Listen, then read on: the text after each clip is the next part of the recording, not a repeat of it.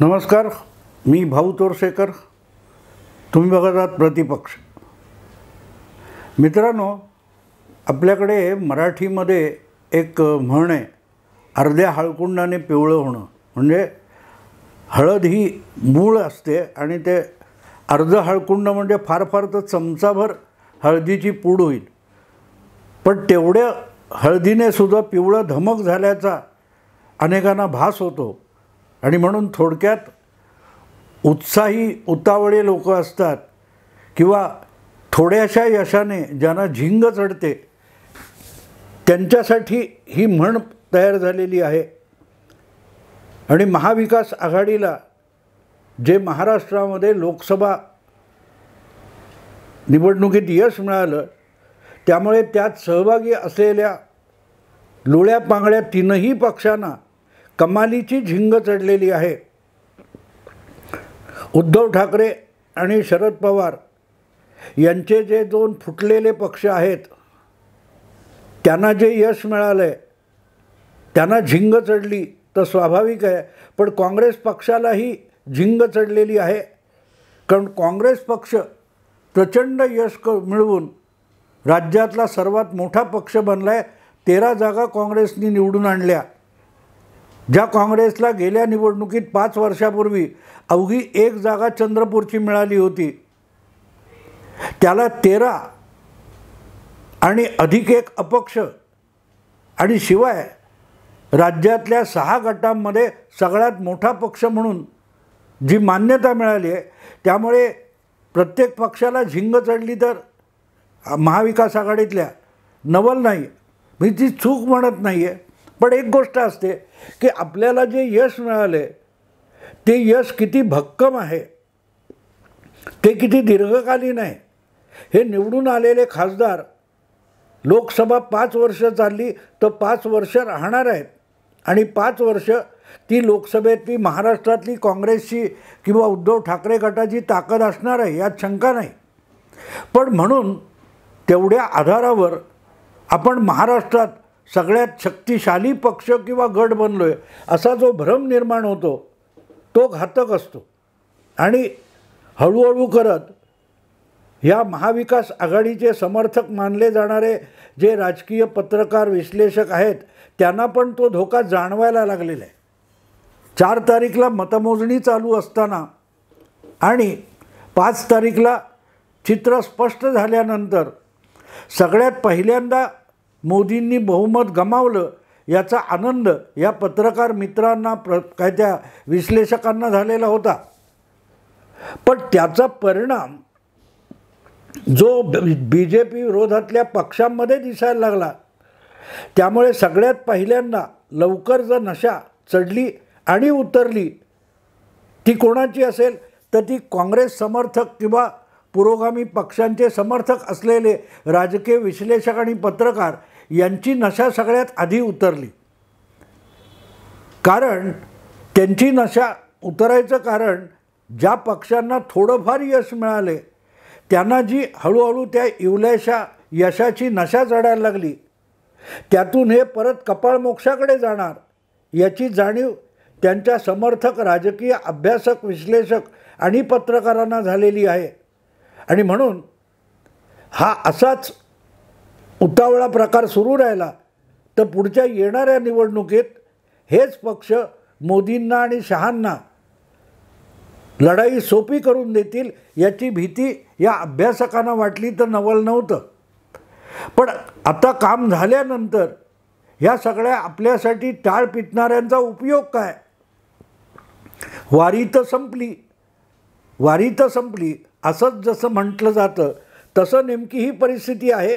त्यामुळे सेलिब्रेशन ढोल पिटणं चालू आहे, त्यामध्ये भविष्याचा अंधार दिसायला लागला आहे. आणि म्हणून असे विश्लेषक चिंताक्रांत आहेत की आणखी 4 महिन्यात होणाऱ्या विधानसभा निवडणुकीत काय होईल. आणि त्याचं मला असं वाटतं की त्याचं मुख्य कारण विधानसभा निवडणूक ही लोकसभे इतकी सोपी नाही आहे. कारण हे यश आकड्यात जिंकलेल्या जागांमध्ये दिसत असलं तरी तकलादू आहे याची जाणीव स्वपक्षाच्या कार्यकर्त्यांना निराशेतून बाहेर काढण्यासाठी देवेंद्र फडणवीसांनी करून दिलं. आपण जागा गमावल्या, जागा कमी आल्यात, पण आपल्याला मतदारांनी झिडकारलेलं नाही, नाकारलेलं नाही. फक्त 0.5% मतं आपल्याला कमी पडली आहेत. आणि ही 0.5% मतं कमी पडली तरी त्याचा परिणाम म्हणून आपण मोठ्या प्रमाणावर जागा गमावल्या. त्यातून सावरून उभं राहायचं आणि 1-2% मतं अधिक मिळवली तरी आपण महाराष्ट्र विधानसभेत स्पष्ट बहुमताने महायुती पुन्हा निवडून येऊ शकते. हा धीर जो देवेंद्र फडणवीसांनी स्वपक्षाच्या कार्यकर्त्यांना देण्याचा प्रयत्न केला, तेव्हा कुठे भाजप विरोधी पत्रकार अभ्यासक यांच्या डोक्यात प्रकाश पडला की जे यश उद्धव ठाकरे गटाला, शरद पवारांच्या गटाला आणि काँग्रेस पक्षाला मिळाले ते किती तकलादू आहे याची जाणीव झाली. महाराष्ट्रात महायुतीपेक्षा महाविकास आघाडीला फक्त 2 लाख मतं जास्त आहेत किंवा महायुतीला एकूण मतांमध्ये 2 लाख मतं कमी आहेत. तर फक्त मुंबईत 6 पैकी 4 जागा गमावणाऱ्या महायुतीला प्रत्यक्षात 2 लाख मतं अधिक आहेत. आणि इथे फरक कळतो की तिथे जागा ठरवून शोधून मतांच्या मोजणीतून जे आकडे समोर आलेत त्या जागी सगळी काय ती शक्तीपणाला लावली तर सगळं चित्र मुंबई आणि महाराष्ट्रात उलटं पालटं करून दाखवलं जाऊ शकतं.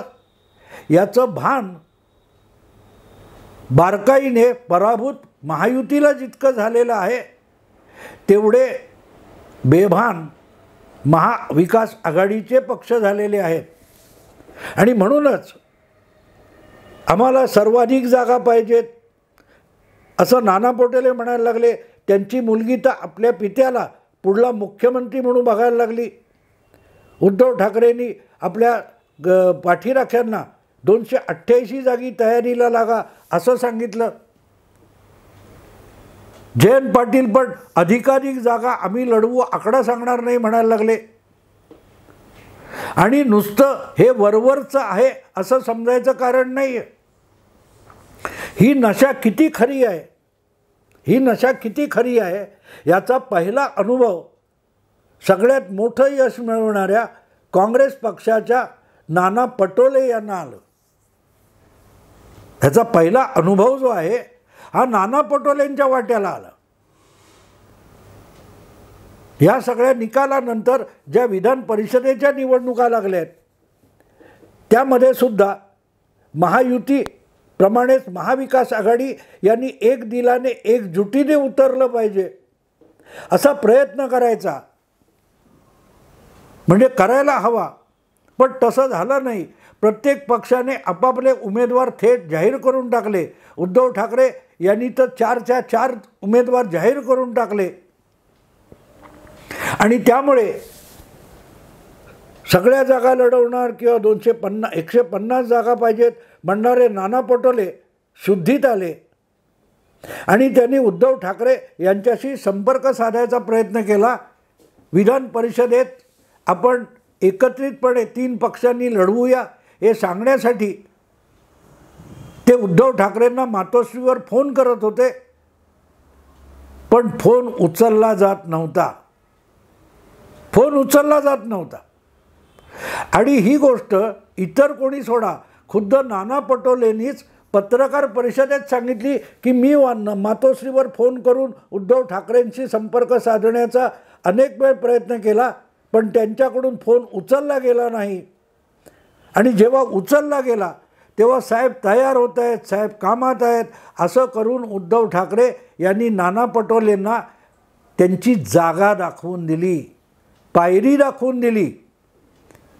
आम्ही काँग्रेसच्या महाराष्ट्रातल्या कुठल्याही प्रदेशाध्यक्षापासून कुठल्याही नेत्याला काडीचीही किंमत देत नाही. आम्ही थेट राहुल गांधींशी बोलतो, प्रियंका वाड्रांशी बोलतो, सोनिया गांधींच्या पायऱ्या झिजवतो. आम्ही महाराष्ट्रातल्या काँग्रेस नेत्यांना काडीचीही किंमत देत नाही. हेच नॉट रिचेबल होऊन उद्धव ठाकरे यांनी नाना पटोलेंना दाखवून दिलं आणि कारण मित्रांनो सरळ आहे, कारण सरळ आहे. नाना पटोले ज्या कारणामुळे 2.5 वर्ष त्यांच्या पक्षाला सत्तेत बसता आलं, त्याचं सुद्धा कारण उद्धव ठाकरे नॉट रिचेबल हेच होतं. 4.5 वर्षापूर्वी नोव्हेंबर 2019 मध्ये विधानसभा निवडणुकीचे निकाल लागले होते आणि मतदाराने शिवसेना भाजप युतीला स्पष्टपणे कौल दिलेला होता. भाजपचे 105 आणि उद्धव ठाकरे यांच्या अखंड शिवसेनेचे 56 आमदार निवडून आले होते. त्यांची बेरीज 161 म्हणजे पूर्ण स्पष्ट मेजॉरिटी होती. पण सरकार बनवायला जायचं तर दोघांनी एकत्र जाणं आवश्यक होतं. म्हणून निकाल स्पष्ट झाल्यानंतर, संपल्यानंतर देवेंद्र फडणवीस महाराष्ट्राचे मुख्यमंत्री होते आणि ते लागोपाठ उद्धव ठाकरेंशी संपर्क साधण्याचा प्रयत्न करत होते. पण उद्धव ठाकरे नॉट रिचेबल होते. देवेंद्र फडणवीसांनी सांगितलं की मी 25 फोन केले, पण उद्धव ठाकरेंनी एकही फोन उचलला नाही. आणि हो, आपण फोन उचललाच नाही याची उद्धव ठाकरेंनी जाहीर पत्रकार परिषदेत कबुली देऊन टाकली. आणि त्यांनी बंद दरवाजा आडची कथा पोतडीतून बाहेर काढली आणि नॅरेटिव्ह सुरू केला की अमित शहानी बंद दरवाजा आड युती करताना शब्द दिला होता की 2.5 वर्षासाठी शिवसेनेचा मुख्यमंत्री अर्धी सत्ता तो शब्द पूर्ण करणार की नाही, नाहीतर मी दुसऱ्या टोकाला जाईल, असं उद्धव ठाकरे यांनी पत्रकार परिषद घेऊनच जाहीर करून टाकलं. तेव्हा नाना पटोले यांच्या पक्षाला मतदारांनी नाकारलेलं होतं. महाराष्ट्रात नाना पटोलेंच्या पक्षाचे 44 आमदार निवडून आले होते. शरद पवारांच्या पक्षाचे 54 आमदार निवडून आले होते आणि दोघांची बेरीज 98 होती. बहुमताच्या जवळपास जाणं सोडा. अशा वेळेला महायुतीत बसलेले 56 आमदारांचे उद्धव ठाकरे यांनी देवेंद्र फडणवीसांसाठी नॉट रिचेबल होऊन जी दगाबाजी मतदाराशी केली होती, तेव्हा नाना पटोलेंना गुदगुल्या झाल्या होत्या, शरद पवारांना गुदगुल्या झाल्या होत्या की महाराष्ट्राच्या मतदाराने काँग्रेस आणि राष्ट्रवादी पक्षाला झिडकारलेला आहे. पण उद्धव ठाकरेंनी आपल्यासाठी सत्तेचा हायवे मोकळा केलेला आहे. देवेंद्र फडणवीस तेव्हा जात्यात भरडले जात होते. युतीची निवडणूक बहुमताने जिंकल्यानंतर सुद्धा युतीतल्या आपल्या मित्राने आपल्याशी दगाबाजी केलेली आहे म्हणून देवेंद्र फडणवीस सुपामध्ये भरडले जात होते. आणि शरद पवारांना, नाना पटोलेंना उकळ्या फुटलेल्या होत्या की मतदाराने नाकारलं तरी उद्धव कृपेने आपण सत्तेत जाऊन बसणार आहोत. याचा आनंद गगनात मावत नव्हता. आणि अशा वेळेला उद्धव ठाकरे नॉट रिचेबल याचा अर्थ नाना पटोलेंना कळत नव्हता. कारण ते सुपात होते आणि देवेंद्र फडणवीस आणि भारतीय जनता पक्ष जात्यात भरडला जात होता. त्याच्या उकळ्या फुटत होत्या राष्ट्रवादी आणि काँग्रेस पक्षाच्या नेत्यांना. कारण देवेंद्र फडणवीसांसाठी उद्धव ठाकरे नॉट रिचेबल झालेले होते. या लोकसभा निवडणुकीत आपला फुटलेला पक्षसुद्धा काँग्रेसच्या मदतीने 9 खासदार निवडून आणल्यानंतर उद्धव ठाकरे आता नाना पटोले आणि काँग्रेस पक्षासाठी नॉट रिचेबल झालेत. आणि तेव्हा नाना पटोलेंना पहिल्यांदा मातोश्रीच्या संदर्भात नॉट रिचेबल म्हणजे काय त्याचा अर्थ समजला असेल. किंबहुना 4.5 वर्षापूर्वीचं देवेंद्र फडणवीसांचं दुःख काय होतं ते आत्ता नाना पटोलेंना कळलं असेल. जेव्हा आपला स्वार्थ असतो तेव्हा उद्धव ठाकरे कोणासाठीही रिचेबल असतात, पण जेव्हा तो स्वार्थ संपतो तेव्हा अचानक कुठलीही पूर्वसूचना न देता उद्धव ठाकरे समोरच्या माणसासाठी नॉट रिचेबल होऊन जातात. तेव्हा ते आपल्या कृतीतून सांगत असतात की आता तुमचा उपयोग माझ्यासाठी संपलेला आहे.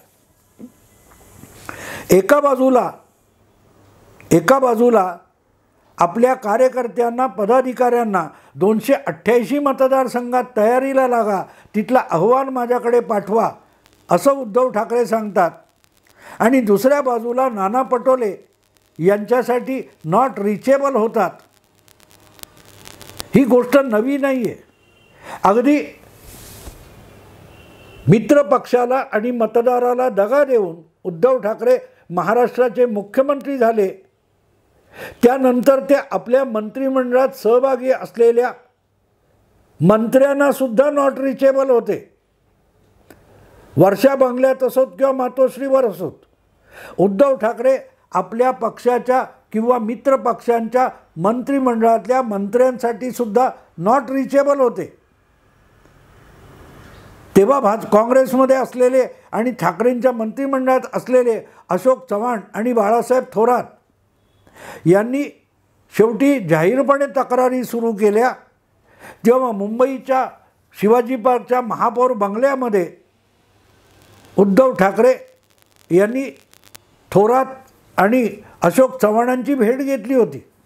निदान आमचे फोन उचला असं म्हणायची पाळी मुख्यमंत्री उद्धव ठाकरे यांनी आपल्याच मंत्रिमंडळातल्या मंत्र्यांवर आणलेली होती. करोनाचा काळ चालू होता, लोक हवालदिल झालेले होते आणि ते हाताळणारं एकच महत्त्वाचं खातं होतं, ते होतं आरोग्य खातं. आणि आरोग्य खात्याचे मंत्री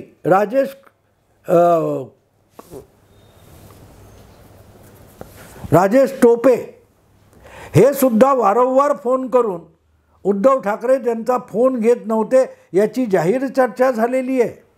तेव्हा उद्धव ठाकरे हे त्यांची इच्छा असेल तर रिचेबल असतात, अन्यथा नॉट रिचेबल असतात. हा नवा अनुभव नाही आहे. आणि ज्या काळात उद्धव ठाकरे मुख्यमंत्री होते त्याच काळात नाना पटोले महाराष्ट्र विधानसभेचे सभापती होते, विधानसभेचे अध्यक्ष होते. त्यामुळे सोयीनुसार उद्धव ठाकरे रिचेबल असतात आणि सोयीचं नसेल तेव्हा ते नॉट रिचेबल नावाच्या जात्यामध्ये तुम्हाला भरडून काढतात. ही गोष्ट नवी नाही आहे.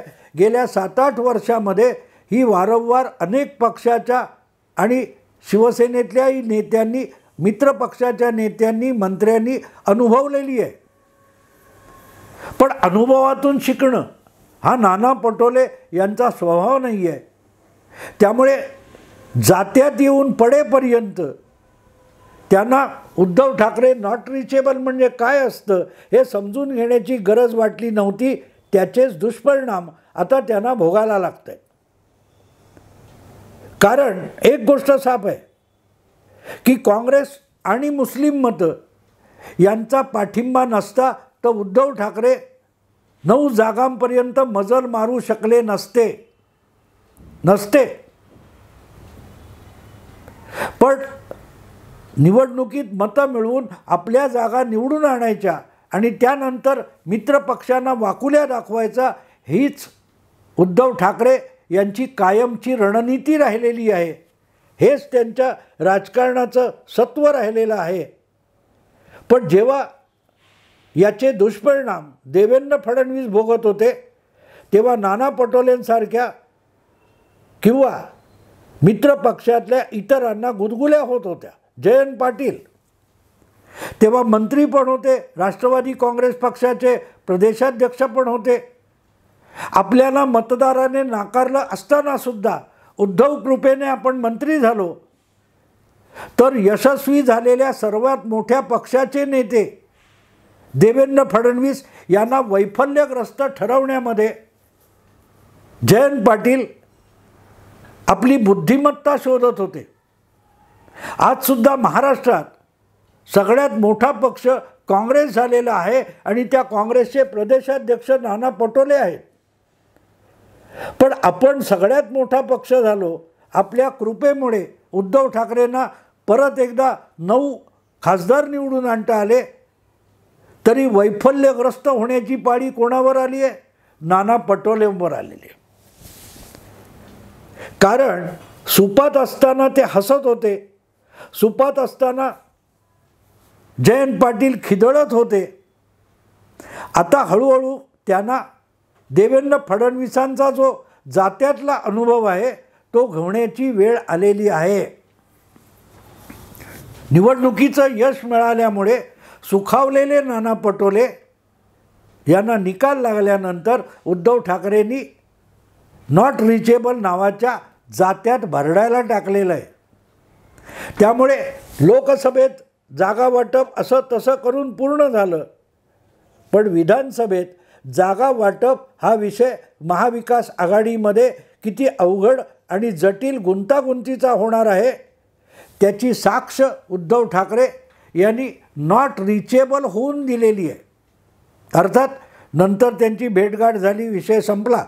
पण तो विषय नाना पटोलेंना किती दुखावून गेला आहे याची साक्ष लगेच शनिवारी मिळालेली आहे.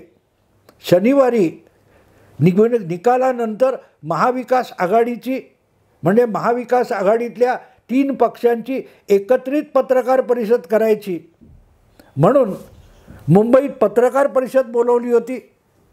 शरद पवारांसारखा वयोवृद्ध अनुभवी नेता आणि उद्धव ठाकरे त्या पत्रकार परिषदेला जाणार आणि त्यामध्ये नाना पटोले यांनी हजेरी लावायला नकार दिला. आपण नागपूरमध्ये कामात बिझी आहोत असं सांगून महाविकास आघाडीच्या संयुक्त पत्रकार परिषदेला यायला नाना पटोले यांनी नकार दिल्याची जी बातमी आली त्यातून आपल्याला कळतं की आत्ता मित्र पक्षांना जात्यात टाकायची स्पर्धा महाविकास आघाडीमध्ये सुरू झाली आहे. निवडणुकीपूर्वी सुपात असलेले आणि निवडणूक निकालानंतर आपल्या सुपातल्या सुपातच उड्या मारणारे जे महाविकास आघाडीचे विविध नेते होते त्यांना हळूहळू एकमेकांच्या जात्यात भरडले जाण्याची भीती सतावू लागलेली आहे. इतकाच या नॉट रिचेबल प्रकरणाचा अर्थ आपण लावू शकतो. फडणवीसांनी अर्ध्या टक्क्यापेक्षाही कमी मतांचा फरक महाविकास आघाडीला जास्त जागा देऊन गेला हे स्पष्ट केलेलं आहे आणि ते अनेक राजकीय पत्रकार आणि विश्लेषकांना कळलेलं आहे. आणि म्हणूनच असाच उडाणटप्पूपणा आणि उथळ विजयाच्या नशापान महाविकास आघाडीतले नेते करत राहिले तर विधानसभा निवडणुकीत यांचाच सुपडा साफ होईल अशी भाषा त्यांचे समर्थक पत्रकारसुद्धा आत्तापासून बोलू लागलेत. कारण अवघी 1%, 1.5% मतं अधिक मिळवली तरीही महाराष्ट्रात महायुती क्लीन स्वीप करू शकते हे उघडपणे देवेंद्र फडणवीस बोललेले आहेत.